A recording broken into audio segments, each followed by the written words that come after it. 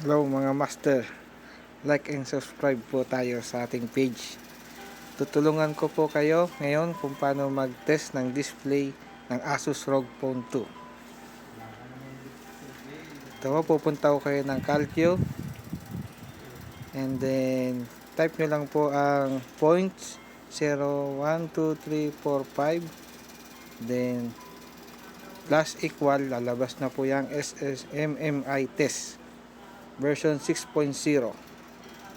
Kung gusto nyo i-test lahat ng features ng Asus ROG Phone 2 nyo, pwede po kayo pumunta sa test all. Pero kung display lang, pwede naman po kayo sa single test. Yan, makikita nyo yan.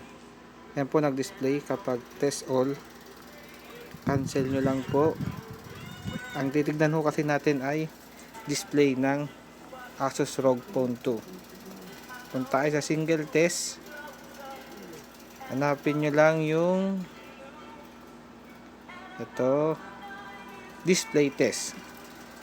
And then, kita nyo naman nakalagay dyan, the display test issue to test the RGB Asus ROG Phone 2. And then, start nyo lang. Nakikita nyo yung red screen, top the screen. And then, green, blue, black, gray, and white. Pag lahat po yan ay gumana, makikita nyo naman po lahat. The display test is working well. Good news, your phone is okay. Huwag nyo kalimutan mag-subscribe sa ating channel. Salamat.